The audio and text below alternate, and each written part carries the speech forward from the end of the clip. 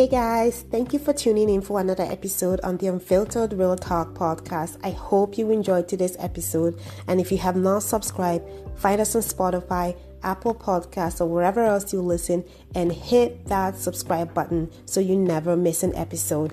If you enjoyed the episode or learned something new, don't forget to share the podcast with your friends and family. Also, I would love to hear from you. So send your rating in the podcast or leave a comment on Facebook, Instagram, or Twitter at Unfiltered Real Talk Podcast. Or you can also rate the podcast at ratethispodcast.com/unfiltered real talk. Remember, spreading the word about the podcast allows us to continue to raise awareness on various critical issues impacting women and girls. I'm your host, DJ. Thank you for listening. In this season, we have been addressing issues related to violence, and current discussion centers on violence against women and girls. As we know, October is Domestic Violence Awareness Month, and in today's episode, my guest and I are discussing emotional abuse. My guest is Deborah Emmanuel Igudaro, a mental health practitioner and a co-pastor, and she was our guest on episode 7, Understanding the Patterns of Domestic Violence. So, welcome, Deborah. Thank you so much for being here today. Thank you, IJ. It's a pleasure to be here again. Thank you. What I would do is start off by asking you to please introduce yourself for our listeners who may have not checked out episode 7 and remind us about why you are passionate about this conversation and just a little bit more about you. I have a background in social work and I specialize in clinical social work. So that means that I work with people in terms of area of psychology issues, mental illness, addiction, help work with families and children. And I have been, doing treatment with this group of people in Edmonton, in Alberta now for a couple of years, worked in the Regional Health Authority. My passion for area of domestic violence stems from early experience in life. As a child, when I was exposed to some very detailed and traumatic experience and just experience of people around me. And even working as a frontline staff, frontline worker in the community, because I work in the community most of the time, not just sit in the office. Right. I see a lot of this, and especially it's pronounced within minority groups, but really it is everywhere or cut across all social economic status and people. And I find that the story is the same, the pattern is the same, but there is an awareness. And so I have this call and this passion to kind of bring more awareness and support people that are going through any form of abuse or domestic violence. Thank you so much for sharing that information.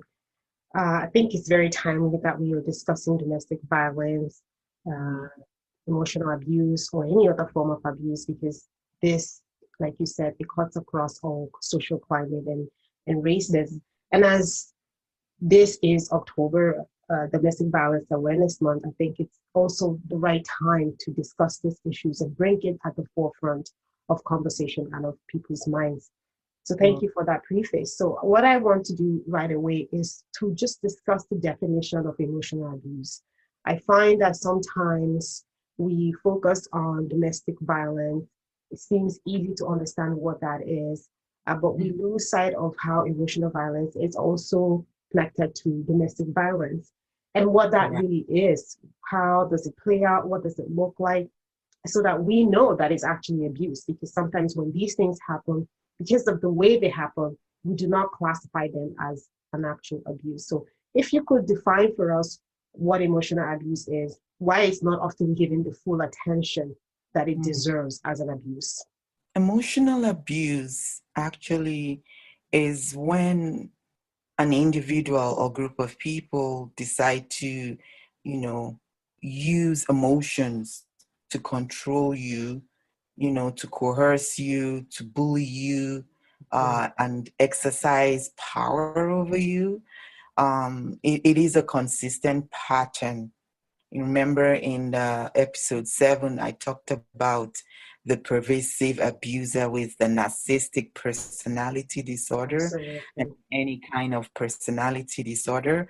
There must be consistency of pattern of abusive behaviors and words that would make the victim, okay, to feel inadequate, to feel that um, they're not worthy, to make them doubt their self esteem, even their mental capacity or reality.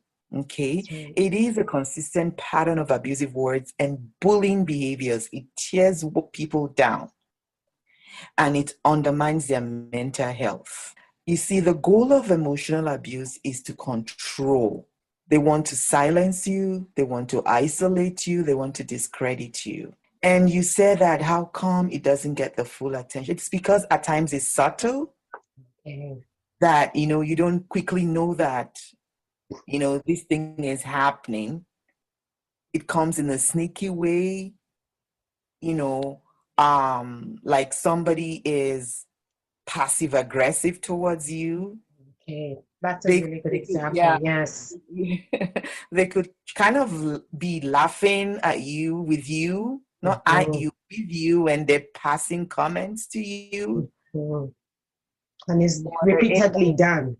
yeah, indirectly sending words to you through another person, using words, or you're there and it's like you are not there. They kind of ignore you. They don't even think about asking for your opinion. Let's say you are in the office, because it's not only emotional abuse doesn't only happen between two people in a relationship, even a family. It could be with your coworkers or Yes.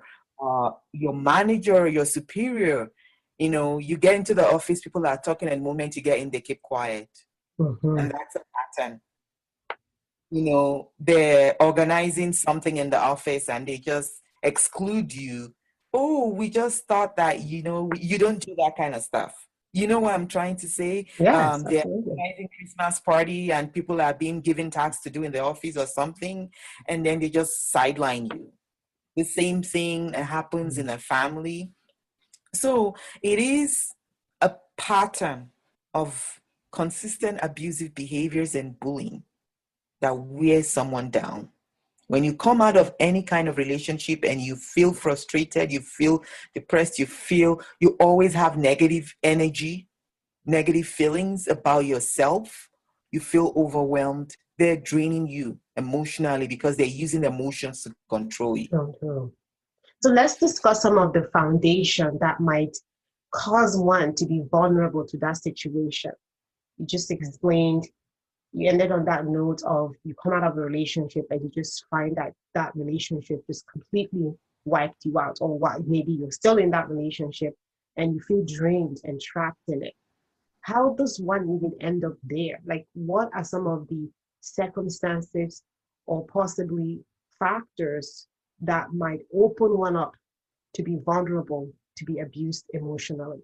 So I would say this foundation and pathway starts early in life. It's what you have seen as a way of doing, a worldview, a lens, what has been presented to you in your childhood. This again, when I said from early childhood, it comes from your environment, be it your micro family or your extended family or your community. When abusive behaviors, abusive words are normalized, if they're seen to be, oh, that's the way, a man behaves, or that's the way you talk to a child, or that's the way you deal with a man, okay?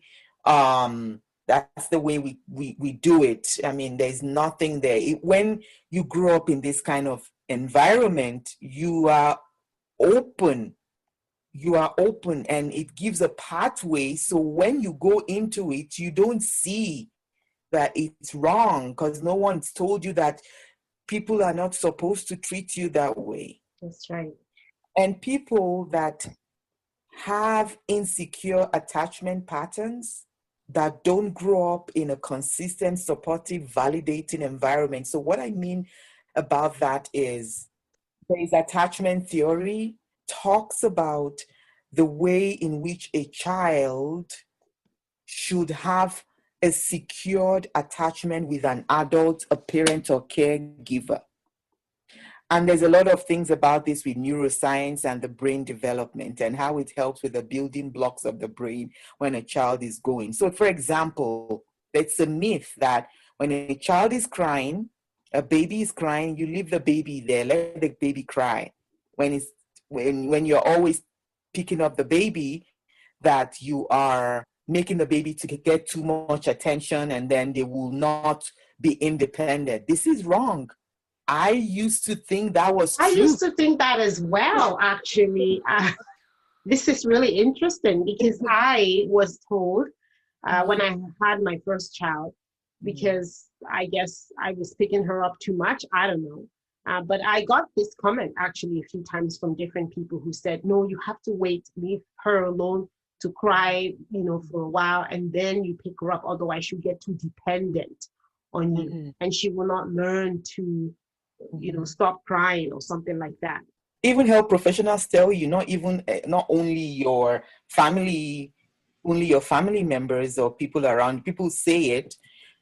But then when I begin to study more about neuroscience, brain development, and early childhood, and all, when they talk about attention deficit, hyperactive disorder, or children that have defiant disorder, obsessive defiance disorder. And I when I begin to hear all this, I begin to think, and I remember when my mother-in-law was around with my last baby, every time she's always carrying this child to herself. Okay. And I noticed how grounded this child is. He is very emotionally grounded. And then I begin to look at research and what I go to some training, and they said attuned caregiving, secured attachment in the sense that when a child is asking and opening up, it's like when you're playing tennis. When you serve, there should be a return, right? That's right. The yes. child is crying. The attuned caregiver is supposed to pick up the child. And then when you pick up the child uses because at that time they're too young to know how to self-regulate. Okay. They use your body warmth to help them regulate. So you rock the child, you rock the baby, and then the baby gets quiet and is rested, and then you put the baby back. Doing that is actually a building block to be able to learn security, sound secure, that there is somebody that is reliable, that is there for me. Now, when in the absence of that, as a child is growing up, you don't validate, and that is called validating, and say, oh, it's okay, I hear you, you're uncomfortable, I may not know what is wrong with you right now, but mommy is here. You're rocking the baby, and the baby begins to soothe. It's learning from you how to soothe themselves. When this is absent and a child is not validated as they're growing up, oh, they want to talk, keep quiet, the child doesn't talk where adults are talking. That's when it starts. The lack of validation, the lack of support. And even when you are supporting a child and it is not consistent, that's called inconsistent attachments. You see, when there is attachment issues, it is a pathway for a personality disorder. It is a pathway for some of these things to begin to happen. And then they begin to feel that is the way to behave. There are 3 different types of insecure attachment. There is the avoidant. The avoidant insecure attachment, people who develop this style, they often have a dismissive attitude. Mm. They shun intimacy and have difficulties reaching for others in times of need. So when you have a spouse that has grown up with insecure attachment and has been with an avoidant father or mother, that whenever there is a need for the child, psychologically, emotional, or physical, they are shunned, they are dismissed. They are told that they should be able to deal with the issue themselves. They will force independence. Then as they grow up, they buy into that personality, into that style of life. They find it difficult to reach to others. They can't connect. They will shun. They are very, very, you say, why is it that this man, this woman, it's so hard for me to even get close to him? It's always like, dismisses. It's the style in which they've been brought up. They didn't know it any other way. Then there is the ambivalent, insecure, attached person style. These people, they are often anxious and preoccupied. You will see the people see them as they are needy or clingy because they require constant reassurance. Oh, yes. So did you go to the store and buy that thing? Did you remember? They can remind you a couple of, because they grew up in an environment whereby their parents was always had to be, reminded, or they were always reminding them about things because their parents are anxious people. They never had people that were stable around them to validate and calm them down and to know it's So okay. they grow up with that form of anxiety as well. Yeah. They grow up and it transfers. It transfers to the young child. There are some parents like that, and so that need constant reassurance and validation, and so like that they pass that to their children, and the children begin to behave that way. And then you will see that some spouses will complain, oh, this woman is too needy, this man is too needy, he's always, well, you can't tell him thing one time, he will just keep disturbing you. They have a problem. It's not their fault. Be empathic. See it as the kind of style of upbringing they had. They didn't know other. They didn't know better. They were not taught better. Then you have the disorganized attachment style. These people, they experience childhood trauma which is really extreme. And you will know them by this. These are their signs: depression and anxiety. They have frequent outbursts, like they would just get angry so easily, so erratic. That is, it doesn't allow them to be able to see clearly, what is going on around them. They have a poor self-image about themselves. The trauma that they experience that is making them to behave this way, it is like they are struggling with, even it makes them to even struggling with having a healthy attachment with their own children. That's So right. this cycle continues. That's right. Yeah. Okay, they can be aggressive or unpredictable. You see, I can't predict what he will do, I can't predict what she will do towards their loved ones. And this is rooted in lack of inconsistent love. They've never had a consistent, loving, reliable, growing home environment. It's rooted in that lack of consistent love and affection that they experience in childhood. So these people, they need help, and growing in that environment with all these different attachment style of upbringing through the parent that I talked about, disorganized, ambivalent, attachment, it is avoidant. It is a pathway that makes that person now vulnerable. If they've grown up in that environment, then they are vulnerable to abuse, and they are vulnerable to receive abuse. Does it make sense? Yes, it does. It does. That's a really big issue. It's a really big issue. My biggest takeaway from this, what opens one up to be vulnerable, to be abused emotionally, is if your foundation, your pedigree, your childhood did not give you that love that you truly needed as a child. Yeah. All the things you've mentioned all border around nurturing and love and care for a child. And if you miss that, or maybe you got it from one parent and you didn't get it from the other parent, you could, one could have opened themselves up for these kinds of attachment issues. And unfortunately, if not addressed, then opening them up to be abused emotionally, especially. Yeah, it opens them to be abused. It makes them to be abusers too. To Makes their them to point. be abusers too. Yeah, yeah, because they don't know better, right? So it's sad, and we don't want this to continue. Okay, that's why I'm grateful for the opportunity that you and I have to be able to create that awareness. Um, that these things, these issues, they start from as early as the baby being in the mother's womb. I'm telling Yes. when the mom is crying because the they've just had a big outburst between husband and wife, the child is hearing. Mm-hmm. The child is Absolutely. hearing that. There's that anxiety that is beginning to start even at the utero at that early age.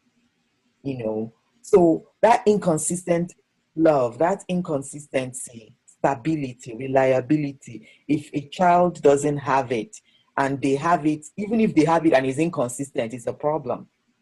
What I would also want to do, Mhm. sometimes emotional abuse is not giving the full attention that it deserves, and people think it's normal, and certain things are normalized.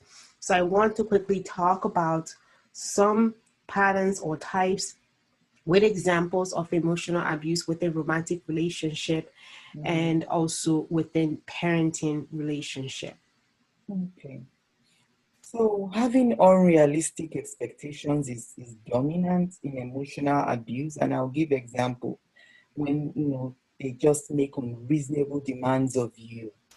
You know that your spouse, has just come back from a very hectic day and you begin to use emotion. Oh, you don't care about me. Since you got this job now, you are now the head. I'm not the husband. I don't know who is the husband anymore.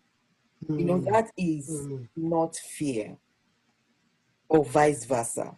Mm-hmm. Okay. So expecting you, so having unrealistic expectation include expecting you to put everything aside and meet their own needs. You don't have a need anymore. It's all about them. You see that grandiose, And that's a that good subtle one. It's easy to miss that one, actually, Pastor Deb. It's really easy to miss that one because you probably feel like, oh wow, put it using a woman as an example, and maybe you got a really good job, a really big job, kept you really busy. You go out early, you come home late, and there's still that expectation by your partner that you have to cook, clean, do all these other things when you get back, and maybe you're exhausted. And there's just no way you can do that every day. And that's a really nice subtle one that you just mentioned that is easy to miss. And I'm sure a lot of people who will be listening right now will probably have to check themselves again to see if they're in that situation. yeah, like you said, it's not possible to do that every day. Every It's not day, that that's you the key won't do thing. it.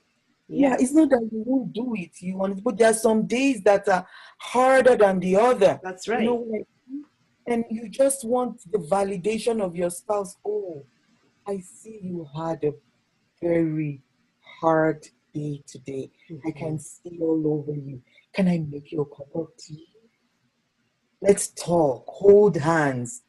Then the strength will come before you know what, she will even go and cook and do something. That's But right. when you just begin to use emotion and say, oh, since you got that job, I don't know if I have a wife anymore.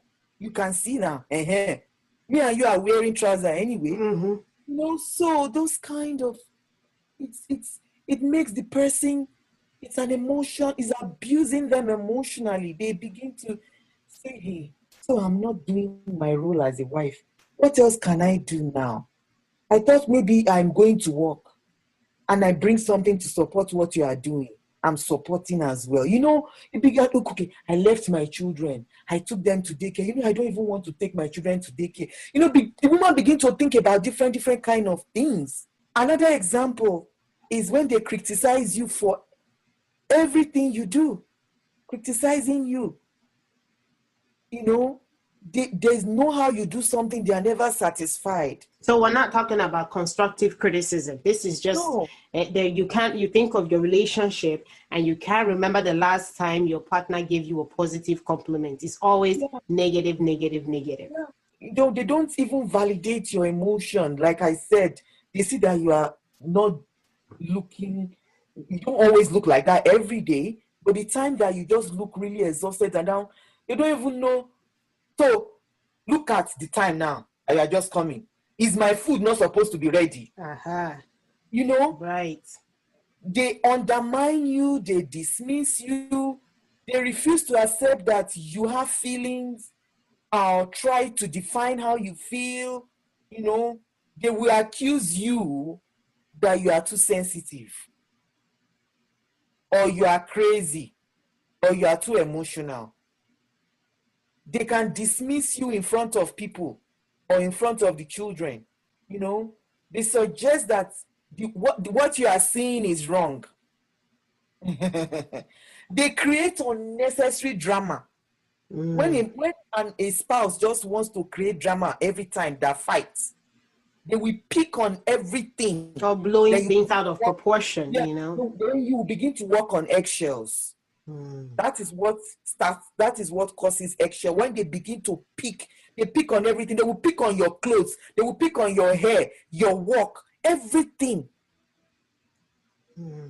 I went to my hairstylist and we're talking, and then she was doing something, was doing my hair, and then he said, "Is it okay?" And all that. I said, "Yeah, it's fine." And then you keep asking, said, "Oh, there was somebody that came in not too recently, and the lady was crying. She said, that the boyfriend she's going to be in trouble because he said maybe the hair is not good enough." And the lady was really crying. That lady is going through an abusive relationship. And she may not know it. Yeah. Doesn't know. When they just make arguments for the sake of arguing, they just want to show you that they are Lord. They will argue for the sake of it. They are always right. Emotionally, they will blackmail you. They will manipulate and control you and make you feel guilty every time. They can humiliate you either in private or public, as I said. They will use all kinds of things. They will punish you and withhold affection from you. They will just, that's the silent treatment. They will withhold affection from you. They will just keep to themselves. They won't talk to you. They won't give you that physical and psychological, emotional support.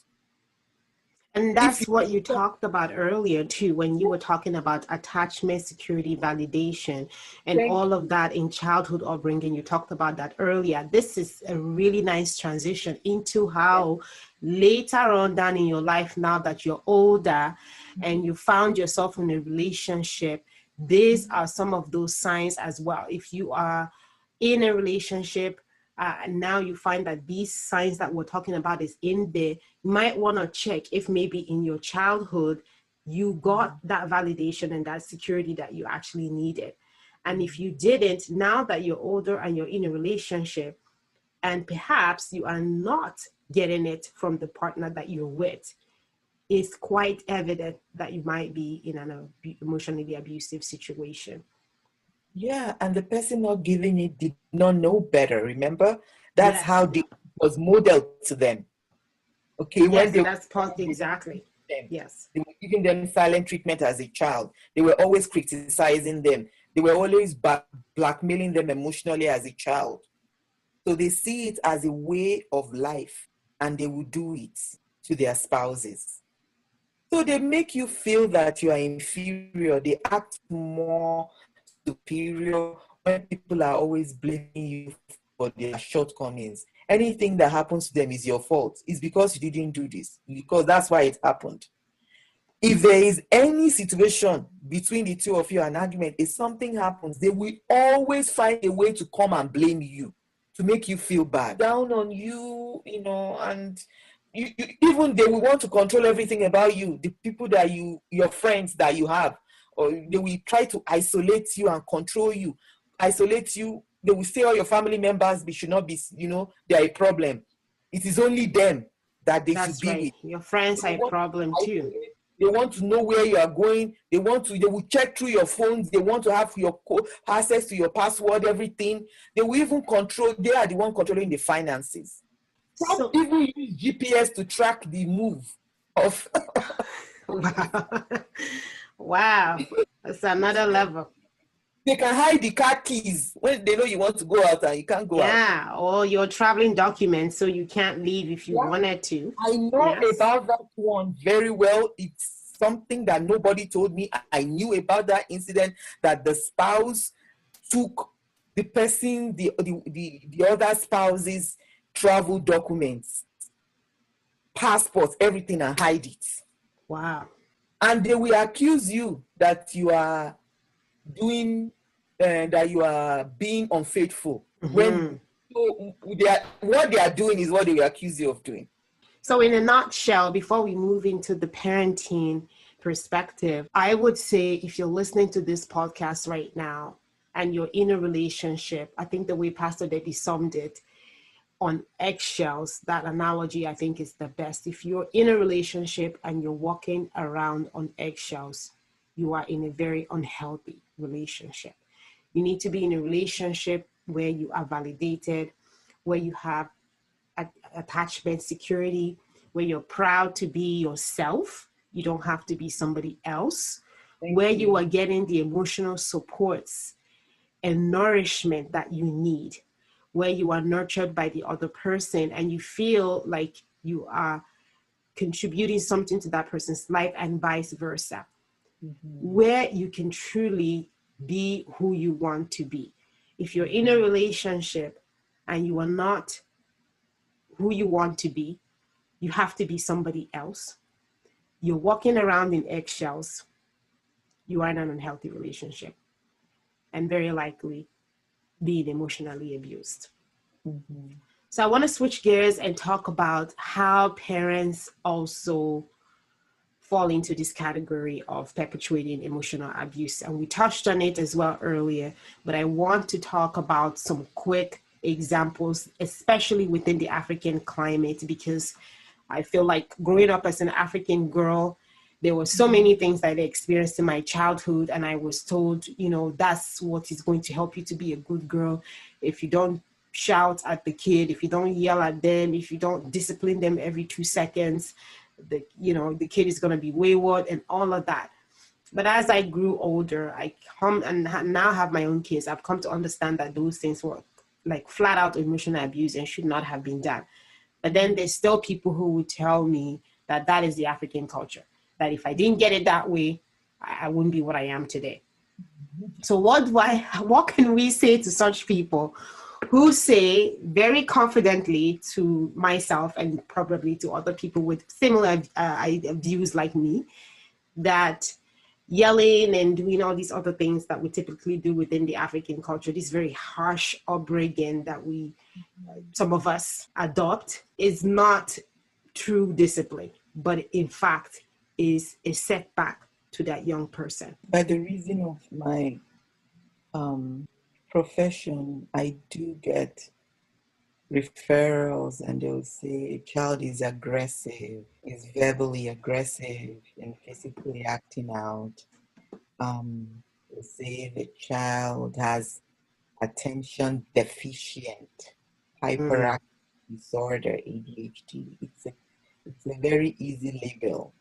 If they want to say, they could label all African children as that if they wanted to, if they had the opportunity. But I was talking to one parent sometime this week and I said, look, your child may have been diagnosed with ADHD, attention deficit. That is enough explanation that this child wants a relationship. Deficit means it's not enough. It was never there from the beginning.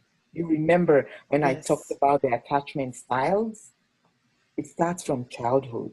I will continue to refer back because there is a study I know you will be familiar with. It's the ACE studies, Adverse Childhood Experience. When children, adults that have had an adverse, like they spoke to domestic violence and had a insecure, attached, growing up and all that, most of the time when they grow up, they have comorbid health conditions, both mental and physical. Could have heart disease, they could have depression, major depressive disorder, and all that because of what happened to them in childhood.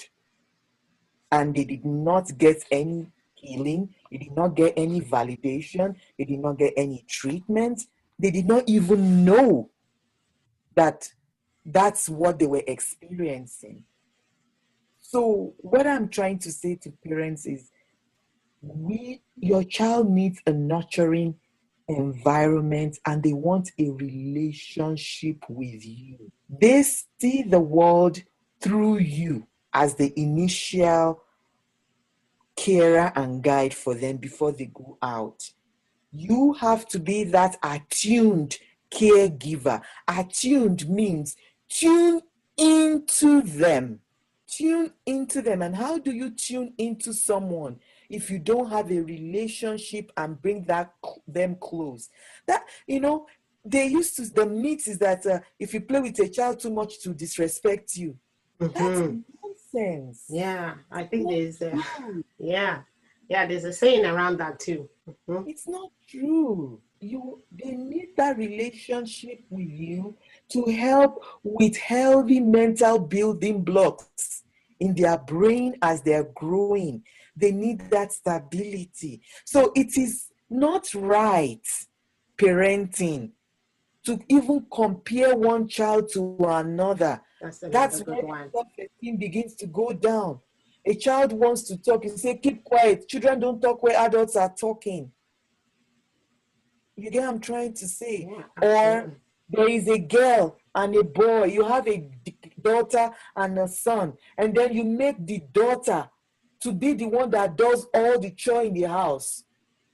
What are you teaching the son? That's very important within the African tradition as well. It's, yes. Do you know that this is not only in African context?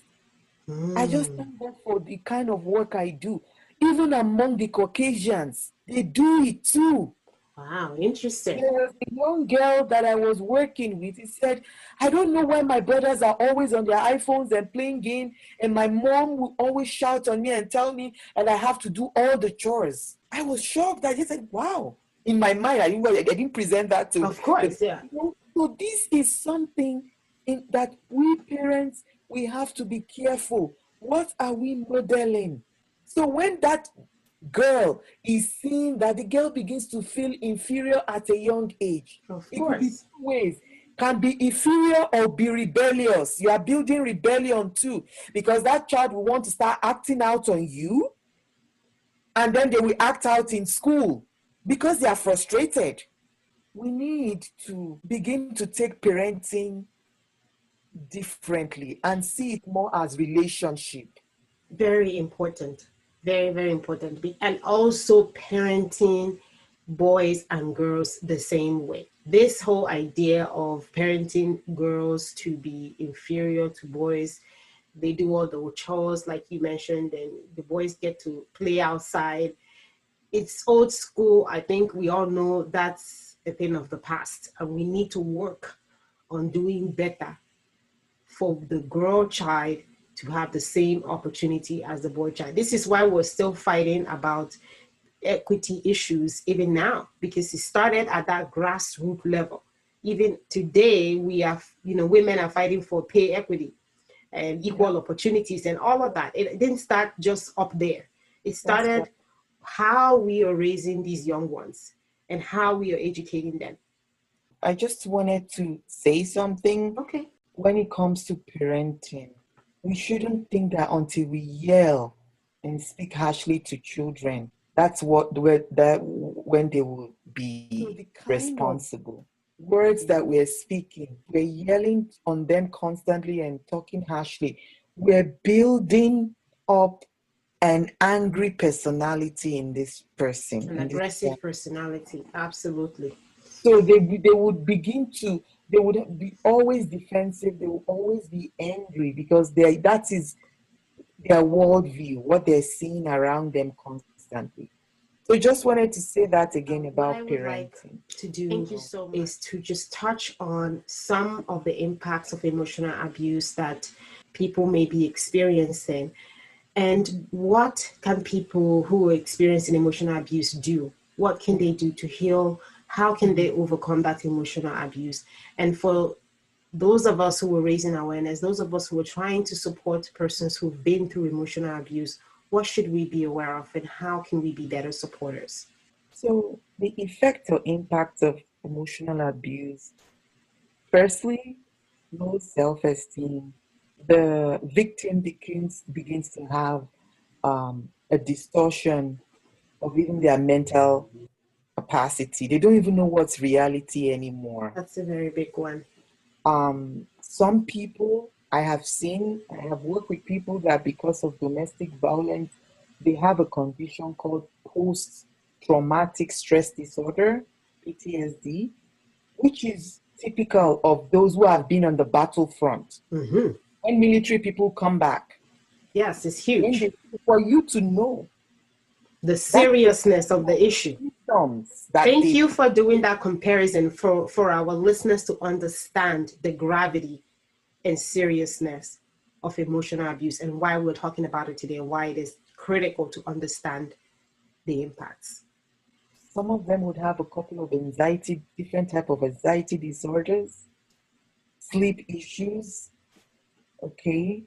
And then some people, because of what they're going through, they indulge in some process or substance use to cope, which we call addiction. Mm-hmm. So the process is they could involve in like gambling, shopping. They'll be buying things they don't need it. They will just keep spending money, cutting, self-harm, Self-harm, right. the process behavior that they use. They want to know they are still alive. They'll say that they don't feel that they're alive, but when they cut, then that helps them to know that pain that they are still Yes, living. I've heard Because that whatever it before is they are too. going through, their mind has numbed them. Substance use, like some will go into drugs. Suicidal thoughts, that is so intrusive. A toxic home environment, we know what that means. That a child raised in a toxic home will have psychological impairment. They will begin to have some psychological problems. You see reports from school, you see reports from their daycare and all that stuff. Even with you, you will notice that the child is changing. So, and then the final impact, and there may be more. This is not limited, but these are the things that are Absolutely. common that I know, is that we are raising the next generation of victims and abusers because the victim does not know how they should be treated better. They will think it's normal. And That's then right. the abuser will think that's the way they grew up anyway. That's how they Mm-hmm. know. That's all they know. So that's all they're going to practice. And so, for how the victim, the person that is abused, first step is in dealing with an emotional abusive relationship is to recognize that you are going through an abusive relationship. I know it's hard to identify, but that's the first step. Absolutely. We have to identify the issue Home. first. I think we've talked about, and that's why we spent a lot of time talking about the signs and the patterns and trying to identify some examples. So hopefully we've been able to demonstrate to our listeners how you can identify if you are in an emotional abusive situation and come to that recognition and acceptance that is where you are at and you need to do something. And then another thing that the person should do, they should now begin to know that they need to come first. Okay. Say to yourself, now, mention your name. I need to come first now. And this is not being selfish. You need to prioritize your physical, emotional needs and safety as first. Then you need to create boundaries. I mean, know that this person has a problem and I can't fix them. It's not my role to fix them. Absolutely. This not the rule. person needs help. This person lacks the mental capacity to empathize, to love. Recognize that you are dealing with a personality disorder here. And then when you recognize that, that is the first boundary. Don't take on their drama or their whatever it is that they Yeah, do. because the abuser might start to do things like, that's how my mom treated me, and try to make the victim to feel sorry for them and fall into that trap. Yeah. So don't take it on. What I mean by don't start internalizing what they're doing to you anymore. First, look at it that they need help. You need help, but they need to fix themselves, and you are not the person to fix them. That's right. The person is not well.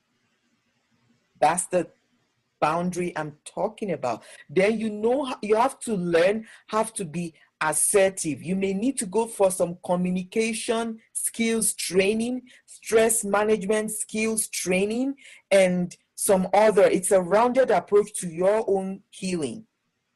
But assertiveness, I'm just going to break it down quickly for you what assertiveness means. State what is the fact of the problem. Don't say you did this. You can say, and when my phone is always ringing and I pick it up and you are asking me when I'm going to be back in the house, this behavior makes me frustrated. I would appreciate that next time you can send me a text and I will respond to you because I could be a meeting. If you keep repeatedly calling the phone, I will not pick up the call. And you have to follow through. You state what is the action, you state how you feel when they do it, and then you say what you are going to do or what you would like to see. If you say there is going to be a consequence, you have to follow up with it. Okay? So you have to be assertive with them. Don't retaliate or engage in their mind games. Don't argue with them. Don't try and always please and suit their feelings and explain away their behaviors.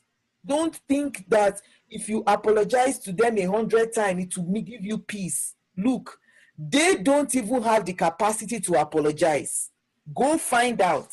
A narcissist has a problem with apology because they don't see that they are doing anything wrong. Stop blaming yourself. You are not the problem. You have to now build a supportive network for yourself. Build a supportive network for yourself. You can ask around. There are some different groups through the city of Edmonton, or check in your environment if there is a church group that you can join, a women's group that can be supportive. And if you are looking for a specific group on abusive or women that have gone through abusive relationship, you can go see your family doctor that maybe he can make a referral for you through a primary care network, or if you can afford, just if you have a health benefits or something, go get professional counseling. Because what you have to deal with, you are dealing with symptoms of somebody that has just come back from war. You will be presenting with it. And when people come to you with similar behavior of your spouse, you will be so defensive and you'll be so hypervigilant. People that go through domestic violence or abusive relationship, most of the time they have problem with sleep. They can't even work. It's a real problem. It's a real, it drains people. It drains people. So you need to build a supportive network. Ask, for supportive help. And for those of us that are around them, be that listener. Don't judge them. Validate their feelings. Provide them with practical help. You can offer to take their children out or go do grocery shopping for them or something. Ask them, what can I do for you? Like, how can I, is there anywhere you need help? Maybe you want, if you can go into their homes and help them to even do some cleaning or tidying up, practical help. Yeah, offer the help. Like, don't wait for them to have to ask for it, but offer it. Absolutely. Pray for them and continue. Don't, even if they are not answering you, just keep a text. Just wanted to check you're okay today. Know that, someone cares. Anytime you're ready to talk, I'm here. And for the victim, please forgive yourself. I've heard a woman say before, how did I get inside this mess? This is a woman that used to be in a very high position, good career, ended up with a man that will be bringing out knife on her that she cannot even leave the apartment. How did I get into this mess? Forgive yourself and begin to honor your own sacred space to heal. Thank you so much, Pastor Deborah. So grateful for having you again on the podcast. You have provided us with critical and extremely vital information that will definitely bless a lot of people that will be listening to this podcast. So Thank you. thank you for listening to today's episode. If you enjoyed the episode and learned something new, subscribe to the podcast on Spotify, Apple Podcasts, or wherever you listen so you never miss an episode. We would love to hear from you. So leave a rating on the podcast and reach out to us on Facebook or Instagram at Unfiltered Real Talk Podcast. And don't forget to share the podcast with your friends and family. Spreading the word allows us to continue to do the important work of raising awareness on various issues.